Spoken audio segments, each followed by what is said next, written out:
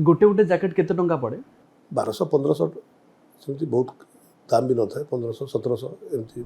बुणाकार बहुत अच्छा बरगढ़ रे एबे भी बहुत लोक कहते जे बुणाकार भाव में आमको जिते लाभ मिलवा कथा लाभ मिलूनी। जोटा कहते मुझे स्वीकार करुच्ची आप देखुवे जे जो माने परिश्रम करी जो मानकर मंगा अच्छी जो माने मंगा धरुंच से माने लाभ पाई पारु ना इतने मिडिल मैन ही मालामाल हो जाउछ।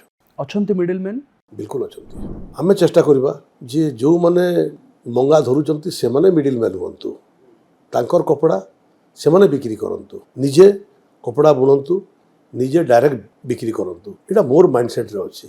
बरगढ़ रे आपण बेहरा बाजार अच्छी देखिथे गत सरकार रे 120टा घर तैयार करदेले किंतु इमाने अछंती 2200-2500 परिवार सेठू खाली बरगढ़ जिला नुहे सी आपण पश्चिम ओडिशार सबु जिला एपरिक छत्तीसगढ़ भी बेपारी मैंने आसिक राति सेटा आरंभ हुए सका 7टा पर्यंत सरी जाए आप देखिथे बड़ बजारटा।